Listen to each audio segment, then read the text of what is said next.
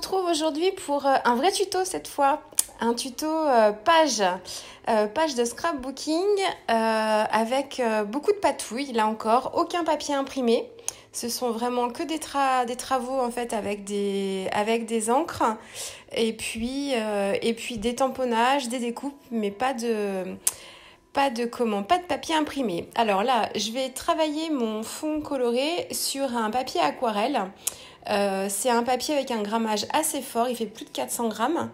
Donc ça, ce sera pour mon fond de page. Et là, de la même marque, j'utilise en fait un autre papier qui a un grammage beaucoup moins fort. Là, il est à 300, je ne vois pas bien, 325, voilà. 325 grammes. Parce qu'en fait, pour faire mes découpes, le papier en 425 était beaucoup trop épais et du coup, ça passait pas dans la Big Shot. Enfin, du coup, ça se découpait mal et puis ça apportait trop d'épaisseur. Donc là, ce sont deux papiers aussi de très bonne qualité, moins cher que celui dont je vous parlais pour mon dernier mini.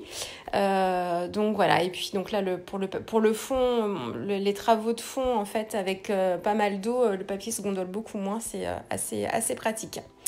Donc là, je veux travailler en fait mon fond. Je voulais apporter un petit peu de relief et quelques motifs. Donc là, j'ai découpé avec le même die. J'ai découpé plusieurs exemplaires. Et je vais les coller sur ma page. Mais avant de procéder à l'étape collage, je viens en fait les disposer pour avoir une idée un petit peu de la forme que je vais vouloir leur donner. Donc voilà. Et puis j'ai tourné un peu ma feuille parce que quelquefois... je me dis finalement, tiens, horizontal, c'est peut-être pas plus mal. Bon, en général, je garde souvent la forme, le sens d'origine, mais quelquefois, voilà, je peux être amenée à changer. Je suis désolée, vous voyez le sommet de ma tête avec ma mèche rebelle. Mais bon, il fallait être précise. Là, j'utilise un stylo colle pour être précise dans mes collages et pas mettre de la colle partout. Et vous voyez, au lieu d'utiliser ma main, enfin là, je colle un peu avec ma main, mais au lieu d'utiliser ma main, je prends un essuie-tout pour éviter d'avoir des traces de colle partout. Et s'il me reste des traces de colle, j'utilise une gomme à colle ici pour enlever toutes les traces de colle et que justement mon travail après de fond avec mes encres se fasse bien, que je ne sois pas embêtée avec mes traces de colle. Quelquefois ça protège le papier et du coup l'encre se dépose pas bien. Donc voilà, mes mains sont un peu sales, j'avais fait toutes mes séries de tamponnage avant. Là j'ai choisi deux encres, je vais pas m'en servir en fait finalement de ces encres oxyde, mais là voilà, j'ai choisi en fait deux encres oxyde qui convenaient avec ma photo. Vous venez de voir là à l'instant sur le site de Ranger, vous pouvez télécharger toutes leurs encres. Enfin, ils ont un modèle pour pouvoir faire votre nuancier. Donc c'est assez pratique, ça permet savoir un peu les couleurs que l'on a dans sa scrap room. J'ai fait un stock de découpe comme d'habitude et puis là j'ai fait quelques tamponnages donc dans les couleurs là qui sont assorties à ma photo et puis juste avec de la Versafine noire simple. Et là j'ai décidé, ça fait très longtemps que je les ai pas utilisés, mais Neocolor 2. Donc ce sont je crois qu'on appelle ça des pastels aquarellables. Je suis pas sûre, je crois qu'on me dit pastel, mais voilà, ils ont ce côté aquarellable, donc ils sont solubles et du coup avec l'eau, ils se travaillent très très bien. Et donc là, moi j'ai une boîte de 40 couleurs, ce qui est déjà pas mal, vous allez me dire. Et puis j'ai complété un petit peu ma gamme de couleurs avec des crayons à l'unité. Et là, je me suis fait un nuancier là que je laisse toujours dans ma boîte pour savoir à peu près à quoi correspondent comment rendre les couleurs. Et donc voilà, donc je suis en train de choisir par rapport à ma photo les couleurs que je vais utiliser qui seraient pas mal. Donc j'ai des verts, j'ai des bleus parce que je vais faire donc un combo de bleu et de vert, un peu dans le même esprit toujours que de la collection Green and Graphic des ateliers de Karine.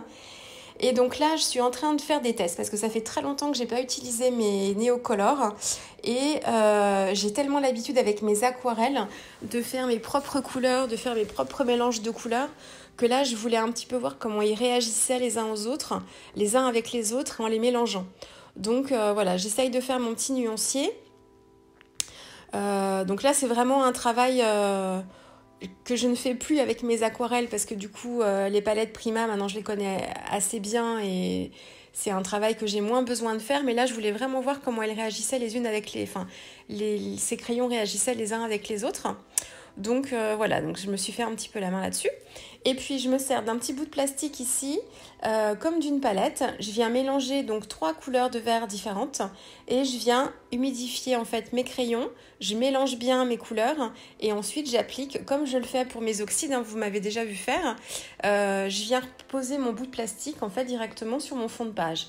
Donc vous voyez, avec mes petites découpes là qui sont collées sur mon papier, on voit, il y a un petit travail de relief qui est assez sympa sur le fond de page. Donc là, j'ai travaillé avec une première nuance de vert qui est le résultat de plusieurs mélanges. Hein. Et là, je trouvais que le vert était trop vert...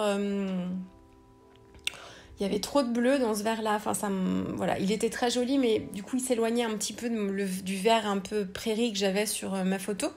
Donc là, en fait, j'ai rajouté... c'est un Neocolor 2 c'est le or. Et en fait, alors il a quelques pailles, enfin il n'est pas pailleté, il est irisé mais très très légèrement. Et surtout, il a un côté jaune ocre qui est assez sympa. Un peu vert olive aussi, enfin voilà, un vert olive qui serait vraiment très très clair. Et du coup, ça m'a permis d'apporter un petit peu plus de vert un peu jaune dans mon fond pour avoir un petit peu plus de nuances. Donc, je récupère des petites découpes que j'avais faites toujours dans le papier aquarelle là, le plus fin des deux que je vous ai montré en début de vidéo. Et là, je viens le coloriser, mettre en couleur ma feuille. Donc, j'ai repris les mêmes couleurs de vert. Bon, ça me paraissait un peu fadasse. Je me suis dit que j'allais refaire une deuxième couche après, c'est ce que j'ai fait. Et là, je vais travailler en fait mon esperluette. Je voulais apporter des touches de bleu. Donc là, j'ai fait un mélange, c'est le bleu de Prusse et un bleu lavande que j'ai appliqué aussi sur mon esperluette. Alors, j'adore la couleur de ce bleu. Je le trouve vraiment très très beau. Par contre, ça convenait pas avec ma photo. Il n'était pas assez intense, pas assez profond. Du coup, j'y reviens après, vous allez voir. Donc là, j'ai repris ma feuille qui a eu le temps d'un petit peu sécher et je viens, vous voyez là, c'est mon Neocolor or là que vous voyez un peu jaune. Et je viens en fait retravailler ma feuille en diluant un tout petit peu moins mes néocolores pour que la couleur soit vraiment plus intense, plus vibrante. Et je remets une deuxième couche. Et là, du coup, la couleur me convient mieux. Et je fais la même chose pour mon esperluette que je trouvais... pas assez profonde. Et là, du coup, je prends mon Neocolor noir et je viens l'ajouter en fait à mon mélange de bleu. Là, je teste pour voir parce que j'avais jamais fait ça encore avec les Neocolor. Et du coup, ça me permet d'avoir un bleu indigo un peu couleur encre de sèche. Et le résultat est vraiment super. Et du coup, ça m'apporte des petites nuances aussi différentes et un petit peu plus de profondeur aussi à mon esperluette. Donc voilà, vous voyez cette technique, ça vous permet d'éviter d'utiliser en fait des basiles colorés. Vous créez en fait vos propres couleurs et vous allez être comme ça. Alors à force de pratique, vous allez pouvoir trouver la couleur qui correspond exactement à vos photos ou à vos papiers et ça vous évite d'avoir... Alors le rendu est différent qu'une découpe découpée dans un basile de couleur, hein, bien sûr. Mais ça vous permet de rester un petit peu dans les mêmes nuances, de rester un peu dans le côté un peu patouille. Donc moi, j'aime bien faire ça. Là, je suis en train de m'attaquer à la colorisation de mes petits feuillages. Donc là, c'est pareil. Je reprends, là, j'ai 1, 2, 3, 4, 5 couleurs de vert. Alors, soyons fous. Enfin, j'ai 4 couleurs de vert et j'ai toujours mon Neocolor or. Et donc, je viens appliquer la couleur comme ça. Je suis toujours sur un papier aquarelle. Donc, on n'est pas du tout embêté avec l'eau. Ça se travaille très, très bien. Donc là, j'ai fait les deux motifs. Alors, je commence par une couleur claire. Après, elles se mélangent extrêmement bien. Enfin, les néocolores, là, ils se mélangent vraiment très, très bien. Donc, même si on commence par une couleur foncée et qu'on ajoute une couleur claire après, les couleurs fusent très bien ensemble, un petit peu comme l'aquarelle. Hein. C'est vraiment... c'est vrai que ça faisait très longtemps que je ne les avais pas utilisées, mais je pense toujours à Gaëlie quand je les utilise parce que c'est vraiment elle qui m'a montré toutes ces techniques-là et qui m'a aussi donné goût à la patouille. Hein. Je parle souvent d'elle, mais ça a été vraiment le déclencheur. Un atelier que j'avais fait avec elle il y a très longtemps, enfin quelques années maintenant. Et du coup, ça a transformé mon scrap complètement. Donc, vous voyez, donc là, j'avais commencé à appliquer la couleur or sur le fond de ma feuille.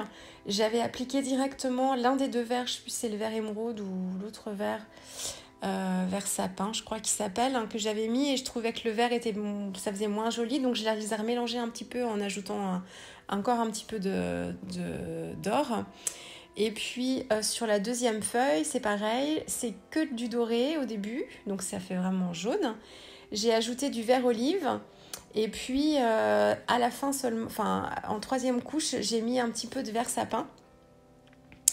Et pardon, pour apporter un petit peu plus de profondeur encore, comme je l'ai fait pour les sperluettes, je viens avec mon néocolor noir assombrir un peu mon vert. Donc je reste dans la même nuance de vert, mais c'est un vert un peu plus sombre que j'applique plus à la base. Et voilà, et toujours, c'est exactement, enfin vous allez dire que je me répète, mais c'est tout à fait ça, vous avez raison, c'est vraiment pour toujours apporter un peu plus de profondeur à votre motif, pour éviter qu'il soit lisse, qu'il soit tout plat. Donc voilà pour les colorisations de tampons. Ensuite, je continue le travail de mon fond. Donc là, je reprends mon petit tampon chouchou du moment, qui est un tampon de mes petits ciseaux de la dernière collection sur le thème du printemps. C'est un texte tout avec une police d'écriture toute petite sur le thème du printemps que moi j'applique en fait pour texturer mes fonds. Et là, je commence à détourer un peu quelques feuillages pour voir comment je vais faire. Et en fait, vous allez voir, ça c'est une étape qui prend du temps parce qu'on essaye de trouver la bonne harmonie. Voilà, moi j'ai pas forcément, ça aussi je vous l'ai déjà dit, mais d'idées, quand je fais des pages, j'ai une idée globale de ma page, mais pas du tout dans les détails. Donc c'est en fonction vraiment de mes essais que je vois en fait ce que je vais pouvoir faire. Et là, je voulais absolument rajouter du bleu. Je voulais absolument utiliser cette esperluette-là. Et absolument utiliser cette feuille colorisée aussi avec mes néocolors, hein, la feuille verte là. Et ça me convenait pas parce que ça faisait trop ton sur ton. Donc que ce soit l'esperluette seule sur mon fond coloré, ni le vert ni le bleu ne ressortaient. Donc ça me posait problème. Donc j'ai essayé de mater un peu, enfin de faire ressortir mon esperluette en mettant juste en dessous un petit peu en décalé la même découpe mais blanche pour que mon die, voilà, ma découpe ressorte mieux. C'était pas moche, hein, mais il y avait quelque chose qui me gênait, donc ça me convenait pas non plus. Là, je me dis, il faut que j'apporte de la lumière, il faut que j'apporte du blanc. Donc, j'ai laissé tomber mon esperluette bleue que j'aime beaucoup pour prendre l'esperluette blanche, mais ça me convenait pas non plus. Là, je suis trop vert, il manque du bleu, ça va pas. Donc, j'ai pioché dans mes petites étiquettes. Je me dis, bon, je vais récupérer mes étiquettes pour casser un petit peu ce côté patouille aussi. Parce que quand il y a trop de patouille, finalement, on voit plus les détails. Donc voilà, je voulais vraiment qu'on puisse voir mon fond quand même. Et puis voir mes différents travaux de colorisation. Donc en fait, comme j'utilise pas de papier imprimé, là, j'ai utilisé des tampons assez large, hein, du moins un tampon toujours d'une planche des ateliers de Karine, de la dernière collection. Donc un tamponnage tout simple noir. J'avais pas tamponné en fait le centre du motif qui avait une écriture. Moi je voulais vraiment juste le clipboard. Je voulais pas l'écriture à l'intérieur parce que là pour moi ma page ça n'avait pas d'intérêt. Et voilà, et ça me permet d'apporter du blanc. Et de faire ressortir à la fois ma photo, mon travail d'embellissement et mon fond. Donc le clipboard, je rajoute des étiquettes aussi pour casser aussi le côté coloré. Et voilà, donc je les mets toujours un petit peu en décalé. Et voilà, donc là j'essayais encore je me disais bon, peut-être qu'il faut quand même que je mette une autre découpe sous mon esperluette bleue. J'essayais avec des paillettes, j'essayais plein de choses différentes. Ça me convenait pas. Là, je suis plus satisfaite. J'ai du blanc sous ma photo, un peu de noir, et du coup, ça commence à prendre forme, ça me commence à me convenir un peu mieux. Je rajoute mes petits feuillages que j'avais colorisés. Donc, j'ai un feuillage colorisé et j'ai un feuillage qui est juste tamponné et détouré. Mon titre, c'est un die de chez Casey Art que j'avais découpé toujours dans du papier aquarelle aussi. Je le laisse blanc volontairement pour apporter une touche de lumière et qu'il ressorte bien. Et puis pour apporter un papier, mais sans que ce soit vraiment un papier, moi j'aime bien utiliser du calque. Et ça permet d'ajouter une matière un peu différente. et ça adoucit aussi un petit peu mon fond coloré en dessous. Je le déchire parce que j'ai un fond très patouillé, pas du tout géométrique, avec des lignes dures, c'est vraiment très très flou. Donc je déchire mon calque pour rester un petit peu dans cet esprit. Et je rajoute, toujours avec mon petit tampon chouchou du moment, je rajoute en fait de la texture avec l'encre argentée là que j'aime bien en fond pour pareil, casser le côté un peu dur de la couleur et de mon tamponnage noir. Et mon esperluette, c'est pareil, je trouvais que en fait elle est dans les mêmes teintes, enfin pas teintes, comment ça s'appelle ce terme, en fait. En termes de saturation de couleur, elle était du même niveau en fait que mon fond. Donc ce sont deux couleurs différentes, mais du coup d'un même niveau de saturation en couleur. Et pour qu'elle ressorte encore mieux, je l'ai tamponnée avec toujours mon motif texte, mais avec l'encre argentée pour que ça ressorte un petit peu plus et que je baisse un petit peu en luminosité. Enfin, je sais pas trop comment vous expliquer. Enfin, je baisse pas en luminosité du coup, parce que au contraire, ça apporte plus de lumière. Je trouvais justement qu'elle ressortait mieux comme ça.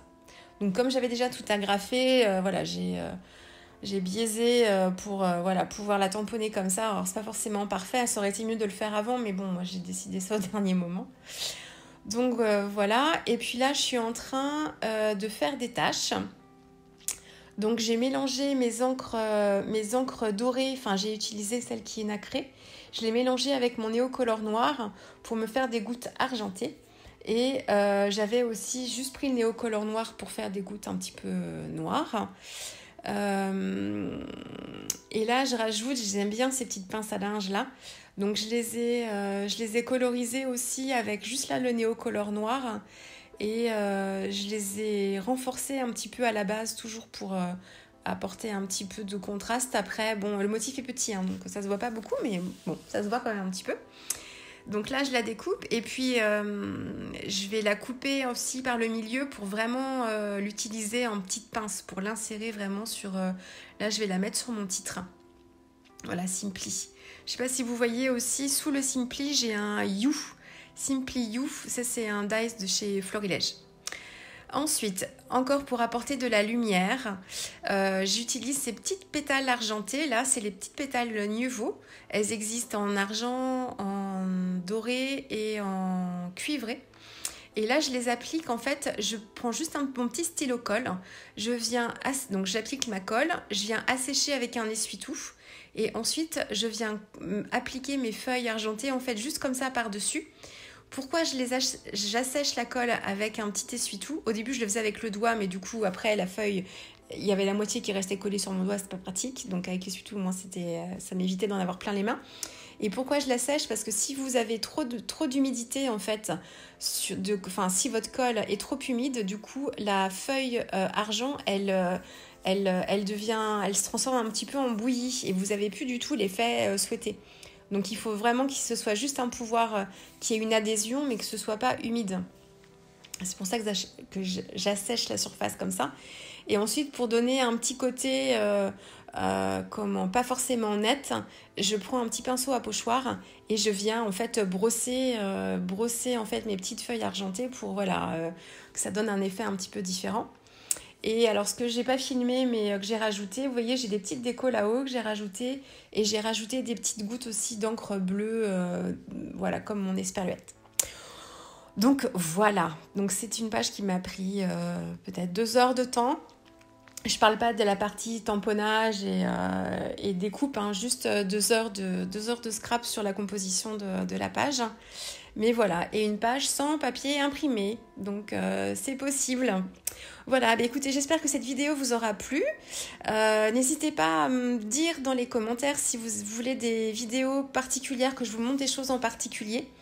Pour que je sache un petit peu ce qui vous intéresse.